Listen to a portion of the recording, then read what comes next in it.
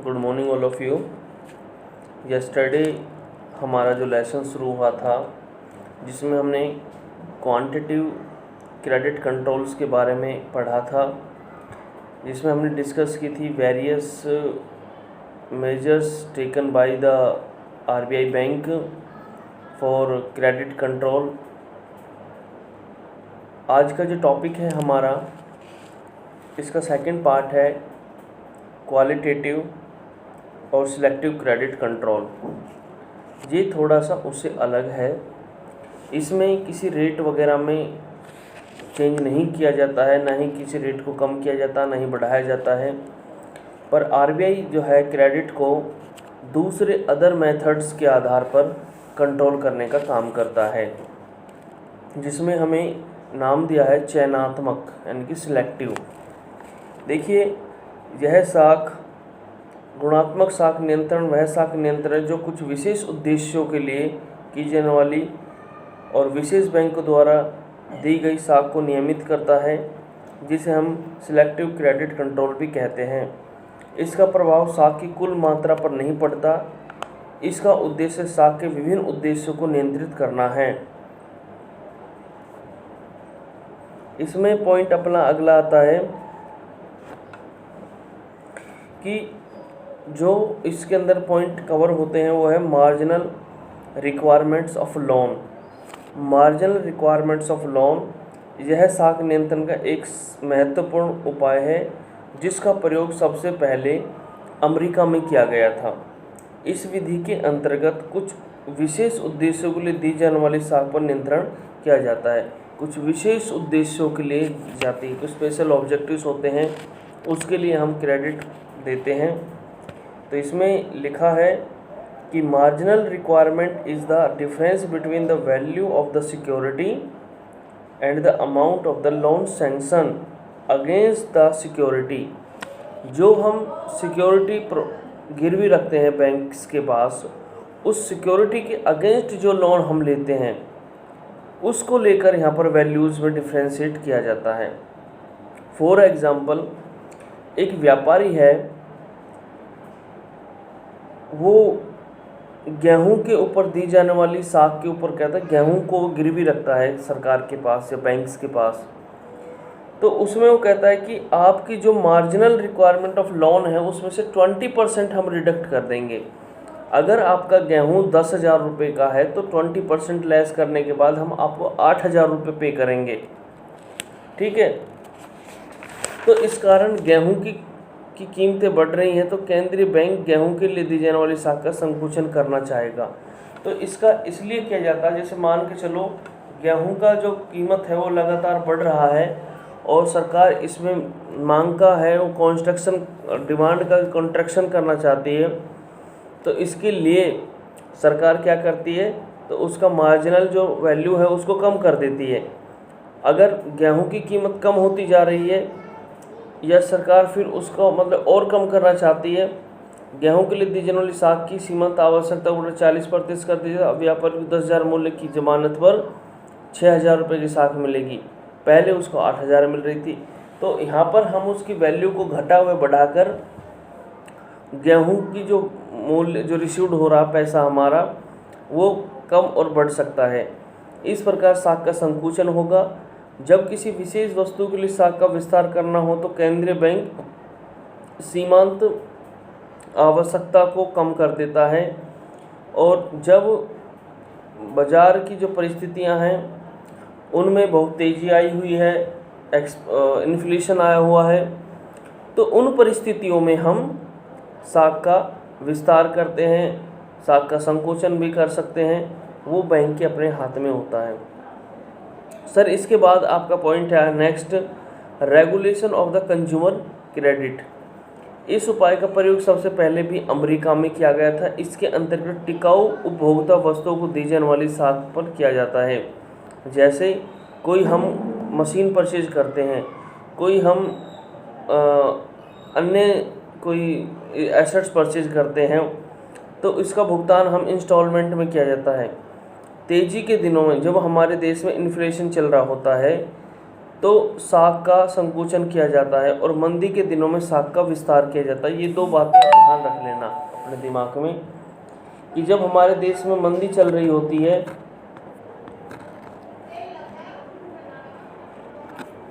जब हमारे देश में मंदी का दौर होता है तो साख का हम विस्तार करेंगे और तेजी के दौर में साख का संकुचन करेंगे।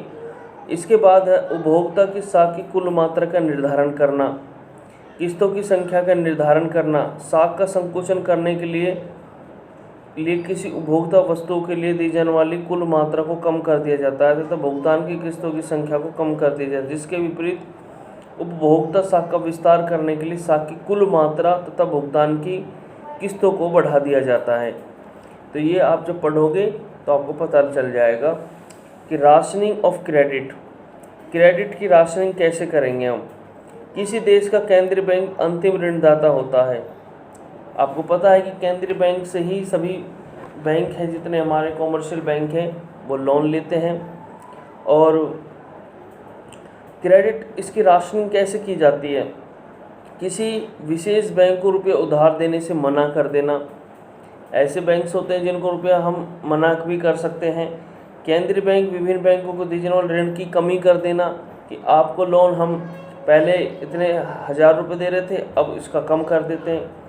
तो ये साख की राशनिंग कर सकते हैं अपने हिसाब से। विभिन्न बैंकों को दी जाने वाली साख का कोटा निश्चित कर सकते हैं। ये कोटा मतलब कि आपको 20 करोड़ रुपए ही मिलेंगे, आपको 30 करोड़ रुपए ही मिलेंगे। केंद्रीय बैंक उद्योगों और व्यवसायों को दी जाने वाली साख की सीमा निश्चित कर सकता है। इस प्रकार राशनिंग द्वारा साख का नियंत्रण किया जा सकता है। मतलब कि किसी का लोन को बढ़ाकर, किसी को कम कर कर, किसी को लोन के मना करके। तो ये सारे जो स्टेप हैं जो आरबीआई बैंक के द्वारा लिए जाते हैं, ये जो हमारी जो क्रेडिट है उसका कॉन्ट्रैक्शन करने के लिए और एक्सपेंशन करने के लिए। जब हमें बढ़ाना होता तो एक्सपेंशन करेंगे, जो घटाना है तो उसका आपको कॉन्ट्रैक्शन करेंगे। नेक्स्ट है आपका कि मोरल परसुएशन, नैतिक दबाव डालना, नैतिक प्रभाव डालना।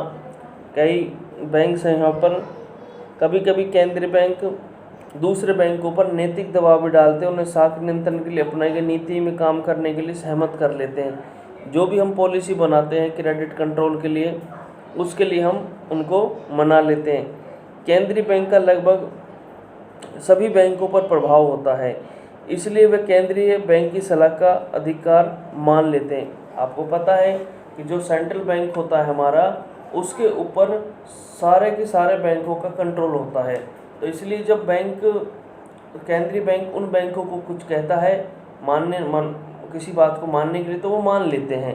तो इसमें ये आ सकती है कि जब केंद्रीय बैंक चाहता है कि सट्टे के लिए दूसरे बैंकों को उधार ना दे, तो उन्हें ऐसा करने के लिए सलाह दे सकता है। इसमें किसी प्रकार का दबाव नहीं होता है। नैतिक प्रभाव जैसी नीति की सफलता मुख्य 3 बातों पर निर्भर करती है। केंद्रीय बैंक का मुद्रा बाजार पर पूरा अधिकार होना चाहिए। जो सेंट्रल बैंक है उसका पूरा का पूरा कंट्रोल है जो हमारा, वो आपका मुद्रा बाजार है जो मनी मार्केट के, उसके ऊपर होना चाहिए। उसे सलाह देने के संबंध में पर्याप्त अधिकार प्राप्त होने चाहिए। अगर कोई सजेशन दे रहा है तो उसके पास राइट नहीं है तो वो नहीं दे सकता, तो इसलिए पूरे अधिकार उसके पास होने चाहिए। सेकंड सर है इसके बाद, केंद्रीय बैंक तथा अन्य बैंकों के बीच सहयोग और सद्भावना भी होनी चाहिए। आपस में म्यूचुअली ट्रस्ट होना चाहिए, कोऑर्डिनेशन होना चाहिए, तभी हम अपने इकोनॉमी के ऑब्जेक्टिव्स को अचीव कर पाएंगे। सर इसके बाद हम बात करते हैं publicity and propaganda. Publicity and propaganda क्या होता है? 5वां पॉइंट है आपका प्रचार करना। इसमें पॉइंट है आपका आज का युग प्रचार का युग है, आपको पता ही है। कहते हैं कि जो दिखता है वही बिकता है, कि साख नियंत्रण के लिए इस नीति का काफ़ी प्रयोग किया जाता है। केंद्रीय बैंक बड़े पैमाने पर अपनी साख नीति का प्रचार करता है, जिससे कि जनता और दूसरे बैंक साख के नियंत्रण के तरीके को अपनाते हैं। अमेरिका तथा जर्मनी ने इस नीति का केंद्रीय बैंकों के द्वारा बड़े पैमाने पर उपयोग किया जाता है। एक अमेरिकी विचारक के अनुसार साख में प्रधान तत्व मस्तिष्क की दशा होती है। आप साख का नियंत्रण उस समय तक नहीं कर सकते जब तक आप लोकमत को नियंत्रित नहीं कर लेते हैं। यानी कि जब हम जनता के मत को अपने अधिकार में नहीं ले लेते हैं जब तक हम साख पर कोई भी नियंत्रण नहीं कर सकते। यानी कि साख पर अगर हमें कंट्रोल करना ना, तो उसके लिए पहले हम जनता के मस्तिष्क पर हम नियंत्रण करेंगे। इसमें इंग्लिश में लिखा है, the principal factor in credit in the state of mind and you can not control credit until you can control public opinion. Public मत का मतलब पब्लिक ओपिनियन को कंट्रोल नहीं कर लेते हैं। सर इसके बाद है डायरेक्ट एक्शन। अगर कोई बैंक आरबीआई बैंक के द्वारा बनाई गई जो भी गाइडलाइंस हैं क्रेडिट कंट्रोल से रिलेटेड, अगर उनका प्रॉपर तरीके से फॉलोअप नहीं करता है तो आरबीआई बैंक है वो डायरेक्ट एक्शन लेने से भी नहीं चूकता है। केंद्रीय बैंक को कभी कभी मजबूर होकर दूसरे बैंकों के विरुद्ध कार्रवाई करनी पड़ती है। इस नीति के अंतर्गत केंद्रीय बैंक बैंकों को ऋण नहीं देता है तो उनकी नीति के अनुसार नहीं चलते हैं। केंद्रीय बैंक अन्य बैंकों के कार्यों पर जो कड़े प्रतिबंध भी लगा सकता है, उसे दूसरे देश बैंकों को मजबूर होकर केंद्रीय बैंक द्वारा निर्धारित नीति के अनुसार कार्य करना पड़ता है। प्रत्यक्ष कार्रवाई में निम्नलिखित उपायों को शामिल किया गया है, जैसे बैंकों को पुनर्बट्टे की सुविधा ना देना, पुनर्बट्टन रीडिस्काउंट की फैसिलिटी ना देना, ऋण पत्रों ऋण देने से मना कर देना, बैंकों पर मौद्रिक दंड लगाना और जो रीडिस्काउंट की शर्तों में परिवर्तन करना। और प्रत्यक्ष कार्रवाई की सफलता इस बात पर निर्भर करती है कि केंद्रीय बैंक का व्यापारिक बैंकों पर कितना प्रभाव पड़ता है। सर इसका नेक्स्ट हमारा है choice between qualitative and quantitative credit control. अब देखिए दो चीज़ें हमने पढ़ी हैं, क्वांटिटेटिव भी पढ़ा है और क्वालिटेटिव पढ़ा है, बट इन दोनों में क्या अंतर है, हम इन दोनों का चुनाव कैसे करें। अब देखिए इनके बीच में अंतर है जो आसानी से पढ़ते हैं कि जो जहाँ पर मैं गुणात्मक बोलूँ वो समझना क्वालिटेटिव है, जहाँ पर संख्यात्मक बोलता हूँ या फिर उसका मात्रात्मक बोलता हूँ तो क्वालिटेटिव है और क्वांटिटेटिव। यहाँ पर है गुणात्मक साख नियंत्रण मात्रात्मक साख नियंत्रण की तुलना में अधिक प्रत्यक्ष या प्रभावशाली है। यानी कि जो क्वालिटेटिव है वो क्वालिटेटिव से अधिक इफेक्टिव है। मात्रात्मक साख नियंत्रण पहले कुछ बाहरी परिस्थितियों को प्रभावित करते हैं, आपको पता है। तो इसमें मात्रात्मक साख नियंत्रण पहले कुछ बाहरी परिस्थितियों को प्रभावित करते हैं। जैसा कि आप जानते हैं कि यहाँ पर सबसे पहले जो रेट्स होती हैं उनमें चेंज किया जाता है, फिर वो रेट जो चेंज होने के बाद फिर जो अन्य बैंक हैं फिर वो अपने वहाँ चेंज करते हैं रेट का, तब हमारा जो क्रेडिट कंट्रोल है उसके ऊपर इम्पैक्ट पड़ता है। बट जो आपका गुणात्मक है वो सीधे ही क्रेडिट के ऊपर जो क्रेडिट कंट्रोल है उसके ऊपर इम्पैक्ट डालता है। मात्रात्मक उपाय केवल ऋणदाता को प्रभावित करते हैं। जो मात्रात्मक उपाय है ऋणदाता को, यानी कि जो क्वालिटेटिव जो हमारे क्वांटिटेटिव जो क्रेडिट कंट्रोल है वो केवल जो ऋण देने वाला व्यक्ति है, ठीक है, उसके ऊपर इम्पैक्ट डालता है। जैसे बैंक के ऊपर इम्पैक्ट डालना, बैंक ही तो लोन देता है अन्य कम व्यक्तियों को, जबकि गुणात्मक उपाय ऋणदाता और ऋणी दोनों पर इम्पैक्ट डालता है, लोन लेने वाले पर भी और देने वाले पर भी। फिर है इसके बाद मात्रात्मक उपाय आवश्यक अनावश्यक साख में अंतर नहीं करते, जबकि गुणात्मक उपाय आवश्यक तथा अनावश्यक साख में अंतर करते हैं कि आपको किस चीज़ की ज़्यादा आवश्यकता है उसको लेकर। मात्रात्मक उपाय साख की कुल मात्रा को नियंत्रित करते हैं, जबकि गुणात्मक उपाय साख का विशेष क्षेत्रों तथा कार्यों के लिए उपयोग को नियंत्रित करते हैं। इस तरीके से हम यहाँ पर इसका यूज करते हैं। दोनों ही जो हमारी टेक्निक्स है क्वालिटेटिव और क्वांटिटेटिव को हम इन्फ्लेशन और डिफ्लेशन की जो परिस्थितियाँ होती हैं उनमें यूज करते हैं और देश के आर्थिक विकास रोजगार के स्तर में वृद्धि आसमान का वितरण के लक्ष्य की प्राप्त कर सकते हैं हम इनके द्वारा।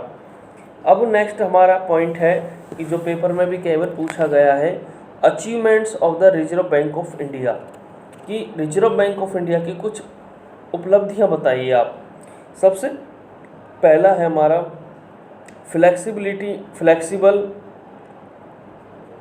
फ्लेक्सिबली मॉनेटरी पॉलिसी, भारतीय रिजर्व बैंक ने लोचशील मौद्रिक नीति लागू की है। इससे देश के मुद्रा बाजार की मौसमी आवश्यकताओं को ध्यान में रखते हुए मौद्रिक नियंत्रणों से परिवर्तन किए गए हैं। साथ ही मौसमी मांग में होने वाले परिवर्तनों को पर्याप्त रूप से पूरा किया जा सके, इसको ब्याज की दर न के बराबर मौसमी परिवर्तन होते हैं। मतलब कि जो सीजन से हमारे देश में अलग अलग सीजन्स आते हैं, उसके हिसाब से इन्होंने इसको रेट को फ्लेक्सिबल रखा है। कभी उसको बढ़ा देते हैं, कभी घटा देते हैं अकॉर्डिंग टू सीजन। इसके बाद stable structure of interest rate. भारतीय रिजर्व बैंक की ब्याज की दर संबंधी नीति के कारण अर्थव्यवस्था में ब्याज की दरों का स्थिर ढांचा स्थापित हो सका। बैंकों ने प्रारंभ में सस्ती मुद्रा नीति को अपनाया। 1951 तक बैंक दर 3% की निजी दर पर स्थिर रही और मुद्रास्फीति को रोकने के लिए ब्याज की दर आवश्यकता अनुसार वृद्धि की जाती रही है। ब्याज की बाजार दर से बैंक दर काफ़ी नीचे रहती है और बैंक दर लगभग स्थिर है। इस तरीके से बैंक रेट और rate of interest of rate है, जो आप दोनों में अंतर जानते ही हो। Modern banking and credit structure. Reserve bank एक ऐसी उपलब्धि है देश में आधुनिक बैंकिंग तथा शाख संगठन की स्थापना की। रिजर्व बैंक को निरीक्षण करने की काफ़ी शक्ति प्राप्त है। रिजर्व बैंक ने इसका प्रयोग देश की बैंकिंग प्रणाली को सुव्यवस्थित और विकास के लिए किया।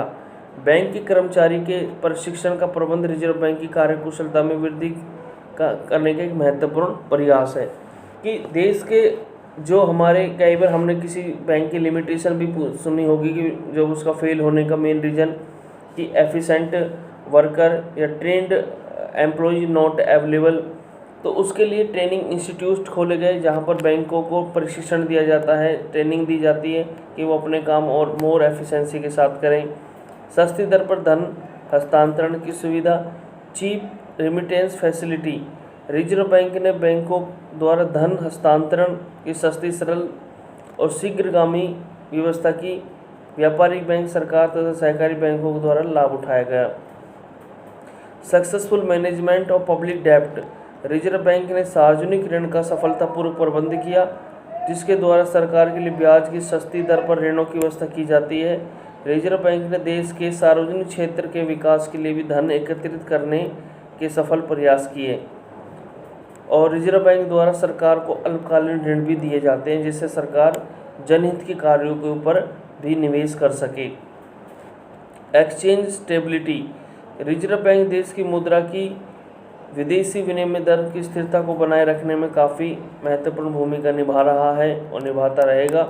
जैसे आप सुनते हैं कि भारत का रुपये है जो स्टेबल है एज पर कंपेयर डॉलर के मुकाबले कम हो जा कब बढ़ जाता है, तो उन नियमों को भी मांग और पूर्ति के अनुसार डिमांड एंड सप्लाई के अकॉर्डिंग उनको स्टेबल करने का सफलता प्राप्त की है। बैंकिंग क्षेत्र में जनता का विश्वास बढ़ाना। आज आप देखते हो जनता का जो विश्वास है वो बैंकों के ऊपर ज़्यादा है, क्योंकि आरबीआई का कंट्रोल है। अगर आपका पैसा बैंक डूब भी जाता है तो आरबीआई उसके लिए जिम्मेदार होता है और वहाँ पर बैंकिंग सेक्टर को भी इन्होंने विश्वास के दायरे में लिया है, जनता का विश्वास बढ़ा है। और इसके बाद है आपका 8 पॉइंट है central authority of Indian money market. Reserve bank भारतीय मुद्रा बाजार की केंद्रीय अधिकारी का कार्य करता है। रिजर्व बैंक द्वारा भारत के व्यापारिक बैंक, सहकारी बैंकों तथा गैर बैंकिंग कंपनियों जो लोगों की जमा एकत्रित करती है को नियमित किया जाता है। जो नॉन बैंकिंग कंपनियां हैं उनके द्वारा जो जमा स्वीकार की जाती है पब्लिक की, उनको भी कंट्रोल करने का काम किया जाता है। इसके बाद सर है rational development of bill market. Reserve bank को देश में विकसित बिल बाजार की स्थापना के लिए विशेष प्रयत्न किए। इस बैंक के कई प्रकार की बिल बाजार योजनाएं लागू करने के साख संबंधी लागू करके देश के साख संबंधी ढांचे को महत्वपूर्ण लोचशीलता प्रयास की। Rational allocation of credit. Reserve Bank ने देश के सामाजिक उद्देश्यों तथा प्राथमिकताओं को ध्यान में रखते हुए सभी उत्पाद क्षेत्रों में साख के विचारपूर्ण बंटवारे के लिए विशेष उपाय किए। समाज के कमजोर वर्ग को ब्याज की कम दर पर ऋण दिलाने के लिए differential rate interest rate of interest लागू की गई, जिसमें एग्रीकल्चर, स्मॉल स्केल जो ट्रेडर्स हैं, ट्रांसपोर्ट्स है और प्राथमिक क्षेत्र को ब्याज की कम दर दिलाने की व्यवस्था की गई। तो मतलब जो समाज के कमज़ोर वर्ग हैं, जो हमें अपनी प्राथमिकता के आधार पर डिफरेंशियल रेट ऑफ इंटरेस्ट के आधार पर उनको सस्ता लोन दिया गया, जिससे वो अपनी आजीविका के साधन डेवलप कर सकें। मॉनेटरी स्टेबिलिटी, रिजर्व बैंक ने मौद्रिक स्थिरता के लक्ष्यों को प्राप्त करने के लिए साख नियंत्रण के परिणाम स्वरूप गुणात्मक उपायों को उचित रूप से प्रयोग किया। साख नियंत्रण के उपायों का सामान्य रूप से प्रयोग अर्थव्यवस्था के असंतुलन को ठीक करने के लिए किया गया। यानी कि साख नियंत्रण उपायों का सामान्य रूप से अर्थव्यवस्था की जो इनबैलेंस हो रही है हमारी इकोनॉमी, रिजर्व बैंक ने मुद्रा के विस्तार की दर को नियमित करने के लिए काफ़ी प्रयास किए। और इसके बाद लास्ट पॉइंट है आपका आर्थिक विकास में योगदान। भारतीय अर्थव्यवस्था के आर्थिक विकास में रिजर्व बैंक ने महत्वपूर्ण योगदान किया। रिजर्व बैंक के प्रयत्नों के फलस्वरूप देश में विकासात्मक बैंक, औद्योगिक, कृषि, आयात निर्यात का एक व्यवस्थित यानी सिस्टमेटिक ढांचा तैयार किया। रिजर्व बैंक ने अर्थव्यवस्था के विभिन्न क्षेत्रों की वित्तीय आवश्यकताओं को पूरा करने के लिए वित्तीय संस्थाओं की स्थापना में अपना योगदान दिया। चाहे आपका स्टेट कोऑपरेटिव बैंक्स हो, चाहे आपका नाबार्ड हो, हर बैंकिंग इंस्टीट्यूशन में, प्रत्येक बैंकिंग इंस्टीट्यूशन में अपना कंट्रीब्यूशन दिया है। इसके बाद सर इसकी असफलताएँ भी हैं, कुछ ऐसा नहीं है असफलताएँ नहीं हैं। असफलताएँ भी हमारी 9 हैं, जैसे lack of adjustment in money market. Money market में ये अपने आप को एडजस्ट नहीं कर सका, जिसमें हमारा अनऑर्गेनाइज सेक्टर जैसे साहूकार, देसी बैंकर आदि के संबंध में बैंक का कार्य बहुत ही असफल रहा है। इसके बाद है lack of uniformity rate of interest.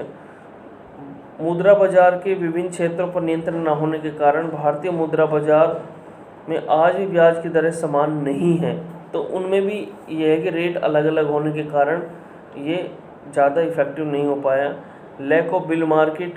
Reserve Bank ने बिल बाजार के विकास के लिए 1952 में योजना बनाई थी, किंतु फिर भी अभी तक कोई स्वतंत्र, सुरक्षित और विस्तृत बिल स्थापित नहीं हो सका है।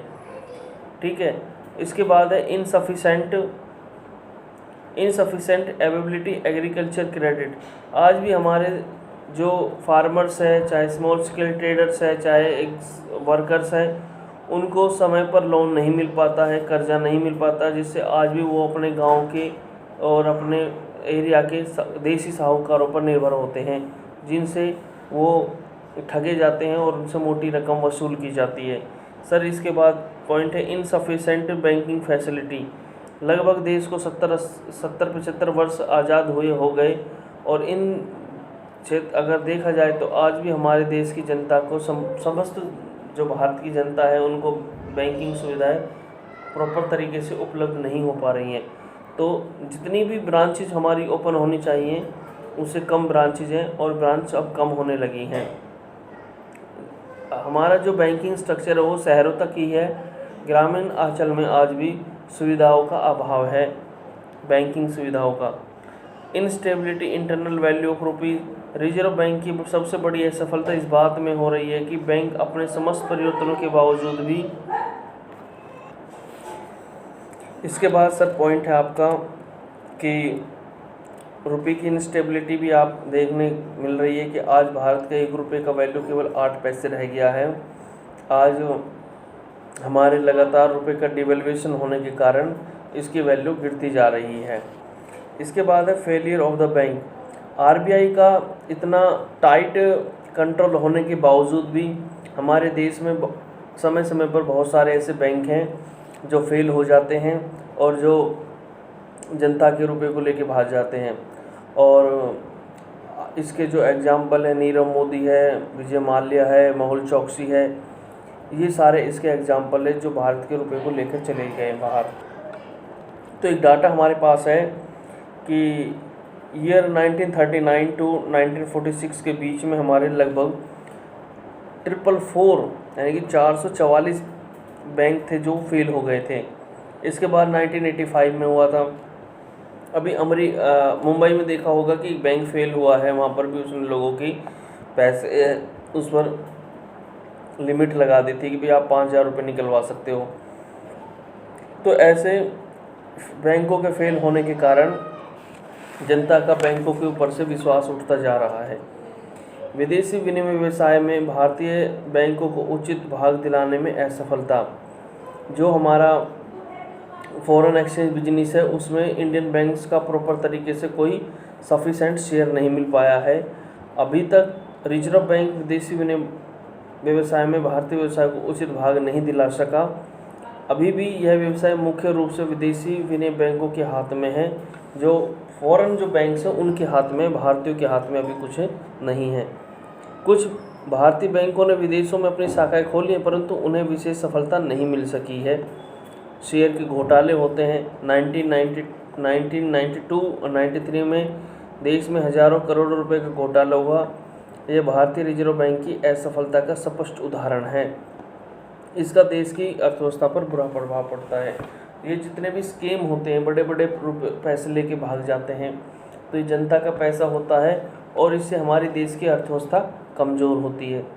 तो कुछ हमारे देश में अगर बैंक ने अच्छे काम किए हैं तो कुछ ऐसे काम भी हुए हैं हमारे देश में जिनके ऊपर हमारे देश की अर्थव्यवस्था पर और हमारे देश के ऊपर नेगेटिव इम्पैक्ट पड़ा है। तो आई होप आप इसको पढ़ लेंगे। तो इसके थोड़े से 2-3 पॉइंट्स और रह गए हमारे। Reforms major on finance sector and more control and over banks. आपको ये 8 पॉइंट आप खुद पढ़ लेना। अगर कोई नहीं आता है समझ में तो मेरे से पूछ लेना, या फिर मुझे टाइम मिलेगा तो इसका 5 मिनट का वीडियो बना के आपको मैं शेयर कर दूंगा। तो आपको ये वीडियो आज देख लेना है। और ये चैप्टर लगभग कंप्लीट हो चुका है। और tomorrow will be discuss new lesson 9 monetary policy in India के बारे में पढ़ेंगे। ठीक है, थैंक यू। ज़्यादा बड़ी हो जाएगी ये वीडियो।